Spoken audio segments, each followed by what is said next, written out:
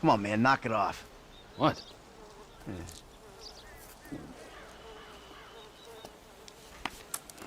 I'm gonna break your fucking fingers. You don't knock that shit off. Well, please, all right? You'd alleviate the boredom.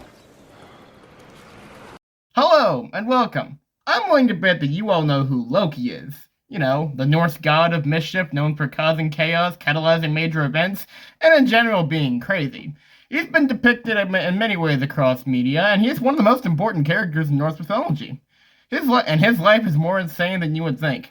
Oh yeah, he also calls the frickin' end of the world, but we'll get to that later. Here is an artistic retelling of the life of Loki.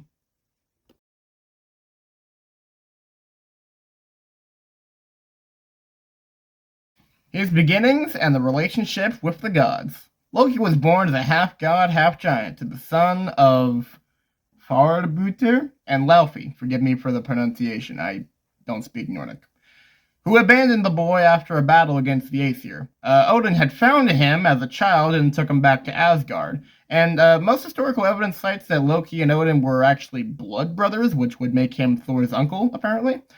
And Loki and Thor were like the best duo. They would go off and do jobs and adventures for Odin. You know, they were like thick as thieves. Kind of like rivals to most people. And then there's Heimdall. And Heimdall's and Loki's relationship can best be summed up as follows. You gotta quit that shit, man. Yeah, I know. I take speed mostly, and look at me. Boom! Best shape of my life. Yeah. Yeah, I could still take you, sugar tits. That's because you're fucking deranged, not because you're in good shape. Hey, why don't you stick doing fucking crunches and feeling bad about yourself, all right, pork chop? Hey, fuck you. You know, I'm beginning to think that's exactly what you want to do. Yeah. Yeah, they hated each other. Loki is the trickster of Norse mythology, and he does this mainly through the ability that he can transform himself into anything he wants. His transformations are usually there to get himself into and out of trouble.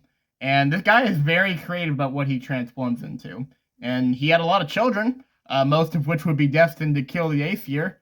That's how the game plays, I guess. And most of his children were not even humanoid. Most of them were monsters, including a giant snake, a wolf, and an 8-legged horse. He did have a daughter who would eventually grow up to be the queen of all hell. Not a joke. This guy sure has done a lot, but I haven't even mentioned how significant he is in the Norse myth.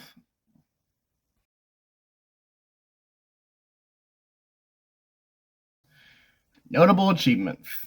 He's aided Asgard many times, but he would also betray Asgard several times as well. Loki is kind of like Eric Cartman. He does whatever he wants. Whatever suits his goals at the time is what he does. Loyalty is not a word he understands. One of the few times he helped Asgard is when he got pregnant to help build the walls of Asgard.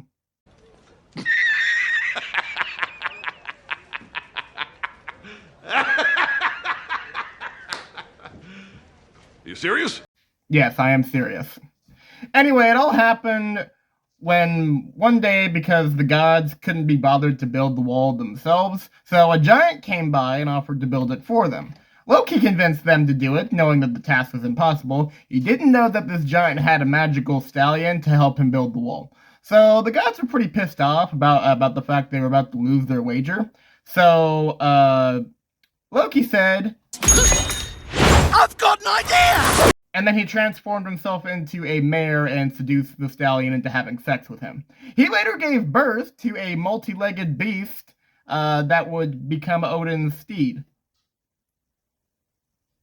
Yeah. Did you know that Loki is actually the reason why Thor has his hammer Mjolnir? It all happened because Loki wanted to be an asshole and cut off Sif's hair. And Sif is Thor's wife. And Thor found this out, and he said to Loki, I'm gonna fucking kill you! So, Loki went to some dwarves named Brock and Sindri and requested they make him a new set of hair.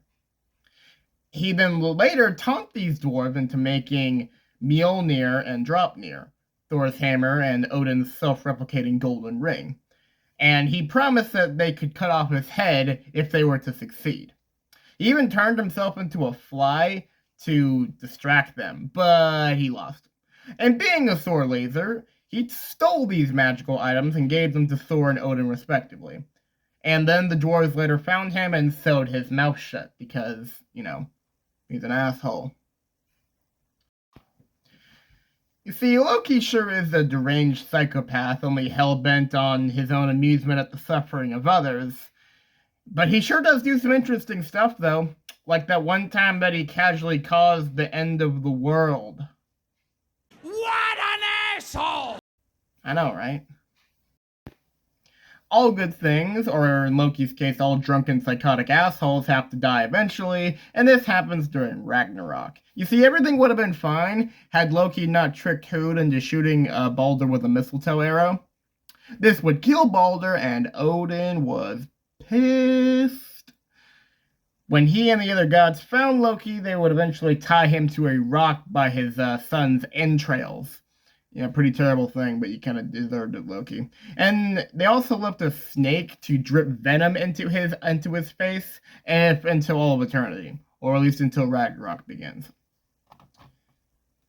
When Ragnarok does begin, he would escape his bonds and gather his sons and the giants, and to burn Asgard to the ground. He would die in a fight with Heimdall, but he got to take him with him. I imagine that their talk after they died happened something along the lines of this. If it goes bad, well, that's okay too.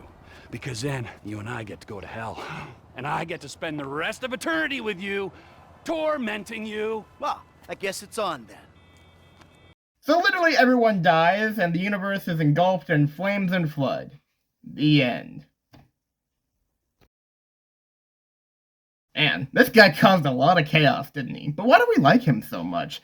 Well, maybe it's the same reason that we like the Joker. His insanity makes his character interesting, and it's the reason why he's so beloved and been reimagined in so many different ways.